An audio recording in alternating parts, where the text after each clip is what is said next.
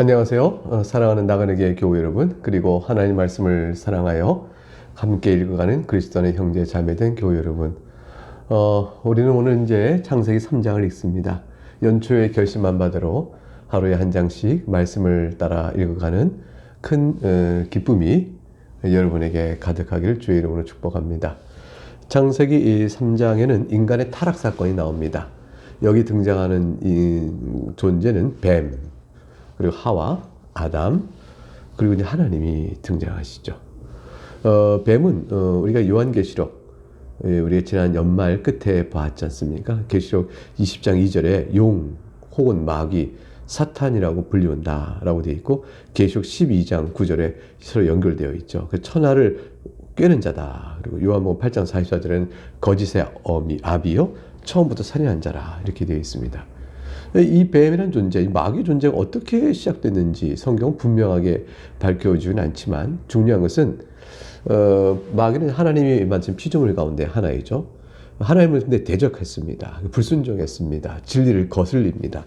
그리고 하나님 만드신 걸작품, 하나님 형상인 인간을 어떻게든지 죄를 범하게 하여 자신과 더불어 영원한 불못의 심판 아래 들어갈 그런 자입니다. 이런 자가 이제 인간을 미혹한 거죠. 그리고 그 마귀의 꾀임을 받아서 인간은 죄를 범하였습니다. 그러니까 결국은 마귀는 하나님의 걸작품 인간을 향하여 이렇게 타락하여 자신과 함께 영원한 불못에 던져지는 처지가 되도록 만들었으니, 마귀는 패배하고 하나님 심판에 있으나 득이하여 당신이 만든 걸작품도 망한다는 것으로 자신의 모든 악을 기뻐하는 그런 자가 되고 만 것입니다. 그러나 이 자가 모르는 것이 무엇일까요? 마귀가 모르는 것. 하나님께서 그렇게 자기가 타락하여 영원한 불못을 끌고 간 그 인간을 위하여 하나님께서 택하신 백성을 정하시고 구원하시기 위한 예수 그리스도의 놀라운 대속의 은총이 있다는 것은 마귀는 모르는 일이었죠. 이제 하나님께서 창세기 3장 속에서 인간이 어떻게 타락되었고 죄의 성질은 무엇인지, 그런데 하나님께서 인간을 어떻게 구원하고자 하시는지, 그거에 대한 흔적 또는 암시, 실마리를 살펴보도록 하겠습니다. 1절부터 말씀을 보면 뱀이 여호와 하나님이 지으신 들짐승 중에 가장 강교하다 되어 있어요. 그러니까 뱀은 이 뱀으로 형상된, 뱀을 통하여 자신을 드러낸 마귀가 가장 강교한 존재이듯이, 그 마귀의 영에 의해서 뱀이 또한 가장 강교한 꾀로 여자에게 접근합니다. 물어 이르되 하나님이 참으로 너희에게 동산 모든 나무 열매를 먹지 말라 하시더냐. 간교한 의심을 집어넣는 겁니다. 참으로 먹지 말라 하시더냐. 질문이 몰라서 묻는 순전한 질문이 아니죠. 그것은 만일 이런 것이죠. 죄송합니다. 만약 하나님께서 그러셨다면 그건 좀 이상하다, 그 의도가 선하지 않다라는 식의 의심을 쓱 불어넣는 겁니다. 근데 마귀가 그런 거죠. 나는 네 편이야. 하나님 정말 그러셨어? 그럴 리가 없는데? 내 말 좀 들어봐. 이런 식의 태도를 여기서 취하고 있는 겁니다. 2절에 여자가 말합니다. 뱀에게 말하되 동산 나무의 열매를 우리가 먹을 수 있으나 동산 중앙에 있는 나무의 열매는 하나님 말씀에 너희는 먹지도 말고 만지도 말고 너희가 죽을까 하노라 하셨느니라. 이미 이제 하와는 미혹을 받은 겁니다. 창세기 3장 2절에 모든 나무의 실과를 금한 것이 아니고 단지 창세기 3장 동산 중앙에 있는 나무의 실과를 먹지 말라 하셨어요. 그럴 경우 죽을 거라고 말씀하셨죠. 그러니까 이 답변은 하나님의 명령에 절대적으로 순종함을 표현하기 위해서 자신의 강조법으로 먹지도 말라는 명령에 만지도 말라는 말을 덧붙이고 이해할 수도 있지만, 그러나 마귀의 미혹을 받은 하와는 하나님의 명령에 대한 과장된 그리고 거짓된 표현을 한 거죠. 그래서 최소한 하나님 왜 그랬을까라는 마귀의 그 미혹하는 질문 앞에 자신 또한 글쎄 왜 그랬을까? 만지도 말로 하셨어 라는 식의 태도가 슬쩍 나타나는 심리적인 작용이 나타난 겁니다. 불만과 저항의 심리가 나타나고 그 징검돌이 놓여진 셈이 됐습니다. 4절에 뱀이 그 틈을 탑니다. 여자에게 이르되 야 너희가 결코 죽지 않아. 이건 사실 하나님의 명령과 권위에 대한 문제제기로 심리를 자극시킨 마귀가 이제 본격적으로 하나님이 진실됨을 부정하게끔 만드는 겁니다. 결코 죽지 않는다. 이 말을 들은 미혹한 하와가 정말 그래? 그렇다면 하나님이 거짓말한 거 아니야? 거짓말을 왜 하셨지? 다른 의도가 있어. 이런 생각을 갖게 한 거죠.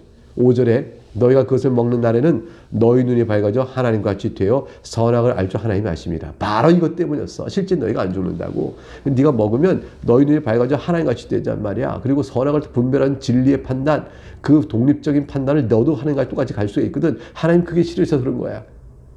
그래서 이제 마귀가 하나님의 선하심을 부인토록 정면으로 미혹하고 하나님 명령에 충돌하라고 왜곡을 시킵니다. 이게 창세기 5절, 창세기 3장 5절 방금 했던 말씀의 그 뜻이죠. 하나님 일부러 그러신 것이라.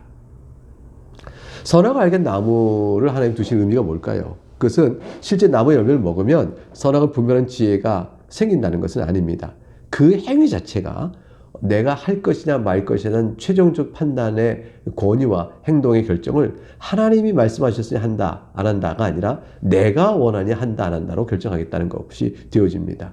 결국은 인간 스스로 독립된 주체, 모든 삶의 결정을 가치를 스스로 선택해 나가는 그런 결정하겠다는 죄를 범한 것이죠. 피조물이 창조주와 대등하거나 창조주를 능가하겠다는 의미를 담고 있는 반역의 행위인 겁니다.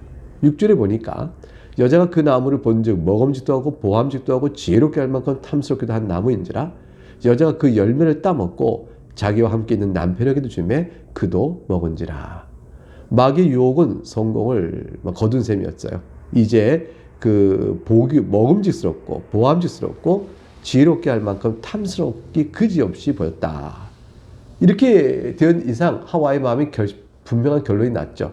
이렇게 좋은 것을, 이렇게나 좋은 것을 하나님 먹지 말라고 하셔? 그리고 거짓말을 덧붙여서 먹으면 정녕 죽을 거라고까지 하셨어?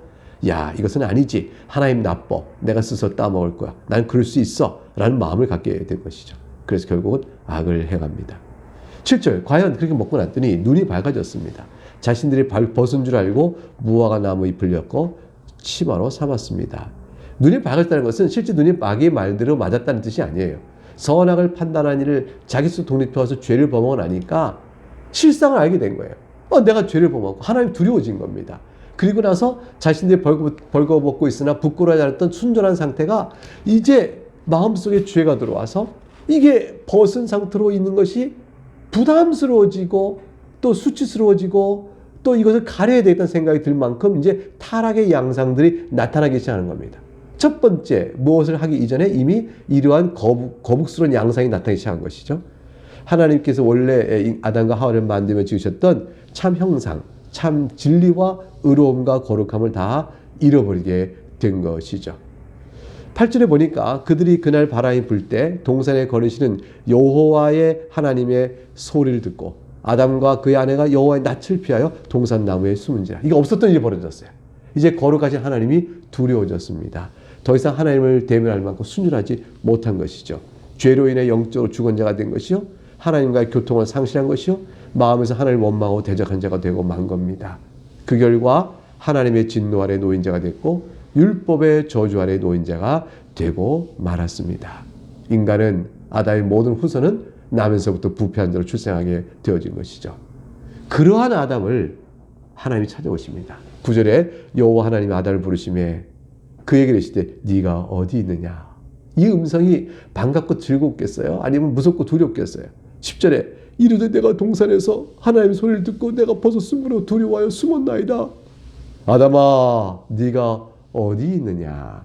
하나님께서 아무리 자비롭고 자애로운 음성으로 부르셔도 아담이 듣기에는 무섭고 두려운 음성으로 되어집니다. 왜 그럴까요? 자신이 죄를 범했기 때문에 그렇습니다.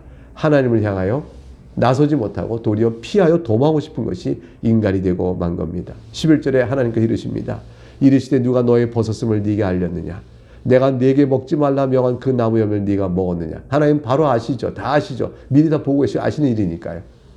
12절에 아담이 이릅니다. 하나님이 주셨소. 나와 함께 있던 저 여자가 그 나무 열매를 내가 준 것을 내가 먹었나이다. 죄를 핑계하기 시작했습니다. 13절 여호와 하나님 여자에게 물어보십니다. 네가 어찌하여 이렇게 하였느냐. 여자가 이릅니다. 뱀이 나를 꾀므로 내가 먹었나이다. 이 말은 결국 뭐예요? 하나님께서 뱀을 두지 않았다면 우리가 미혹당하지 않았을 거고 그럼 이런 죄도 없는데 하나님이 뱀을 만들어 두셨으니까 이렇게 미혹하는 일이 벌어진 거 아닙니까? 결국은 하나님 탓입니다 라고 말하는 데까지 나간 거죠. 이런 죄의 핑계 모습 자체가 타락의 양상이에요. 우리는 어떻습니까? 우리가 어떤 죄를 범하게 되면 하나님 때문에 죄를 정한 거예요. 하나님 이렇게 우리가 죄를 범하도록 하나님이 작정하신 거 아니에요? 하나님 다 알고 계시고 하나님 뜻을 누가 거슬리겠어요? 그래서 우리가 죄를 범한 거죠. 이렇게 말할 사람이 있나요? 우리 가운데 아무도 없죠. 왜냐하면 내가 범한 죄인 줄 알잖아요. 그리고 우리 가운데는 하나님께서 모든 걸 아시고 하나님 뜻 가운데 인생이 살아가지만 내가 범한 죄에 대해서는 하나님 제가 죄를 범했습니다 하고 자기의 죄에 대한 책임을 핑계할 수 없다는 걸 알아요. 우린 다 그래요. 그래서 우리는 신자는 뭐냐면 이런 상황에서 하나님 제가 회개합니다. 제가 죄인입니다. 인정하는 자가 신자인 거예요. 이걸 하나님 탓으로 돌리는 자가 또는 아담이 하와 탓이에요. 또는 뱀의 탓을 돌리는 자가 그리고 결국은 하나님 탓이 하는 자가 그게 바로 저주받을 자가 되는 것입니다. 14절에 여호와 하나님께서 뱀에게 말씀합니다. 네가 이렇게 하였으니 네가 모든 가축과 들의 모든 짐승보다 더욱 저주를 받아 배로 다니고 살아있는 동안 흙을 먹을지니라. 하나님께서 심판을 내리십니다. 15절 내가 너로 여자와 원수가 되게 하고 네 후손도 여자의 후손과 원수가 되게 하리니 여자의 후손은 네 머리를 상하게 할 것이요 너는 그의 발꿈치를 상하게 할 것이니라. 이걸 원복음이라고 합니다. 복음의 가장 원신 상태, 가장 처음으로 하나님께서 인간의 구원을 말하고 사탄의 멸망을 말씀하셨던 내용, 창세기 3장 15절 이 유명한 말씀이죠. 여자의 후손의 발꿈치를 상합니다. 마귀가 발악하여 그리스도를 상처 입히고자 합니다. 그리스도 십자가에 죽으십니다. 그러나 그리스도의 사탄의 머리를 짓밟아버리죠. 우리 요한계시록 작년에 어떻게 그리스도께서 마귀를 영원한 불못에 던지시는가를 우리 생생히 그 환상 가운데서 봤습니다. 우리가 그 내용을 지금 창세를 통해서 연결시켜보면 계시록의 내용이 또 새롭게 이해되고 그걸 통해서 창세기 3장 15절의 말씀도 우리에게 분명하게 다가오게 될 것입니다. 16절 여자에게도 심판을 내리십니다. 내가 네게 임신한 고통을 크게 더하리니 네가 수고하고 자식을 낳을 것이며 너는 남편을 원하고 남편은 너를 다스릴 것이니라 하시고 17절 아담에게 이르시되 네가 너의 아내의 말을 듣고 내가 너에게 먹지 말라 한 나무의 열매를 먹었은즉 땅은 너로 말미암아 저주를 받고 너는 네 평생에 수고하여 그 소산을 먹으리라. 여자는 임신한 고통을 크게 더할 것이고 수고하고 자식을 낳고 남편을 원하고 남편은 너를 다스릴 것이라 했으니 부부간의 갈등의 요소가 또 마음의 죄에 의하여 이렇게 갈등의 요소가 있을 것임을 이게 심판 안에 있는 것이죠. 그러니까 부부간의 화합과 하나됨과 연결됨은 그리스도 안에서 성령의 새롭게 하심으로 비로소 우리에게 죄 있는 우리들에게 보편적인 죄 아래 있는 우리들에게 그 가능성이 열리게 될 것입니다. 17절에 아담에게는 너로 말미암아 땅이 저주받았다. 이 죄가 얼마나 커요. 인간의 죄로 인하여 온 피조계가 다 저주 아래 있게 된 것입니다. 그러니까 이 말은 땅이 너로 말미암아 저주받았다는 것은 아담의 죄로 인해 피조계 전체가 죄가 있었으니까 아담이 이걸 먹음으로 죽음을 당한 것처럼 온 우주계가 죽음의 저주 아래 놓이게 된 거죠.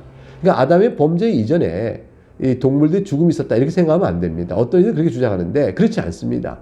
인간의 죄로 인하여 인간만의 죽음이 아니고 온 우주의 죽음이 온 겁니다. 모든 피조계도 다 죽음에 삼킴받은 허망한 인생을 살게 되는 것이죠.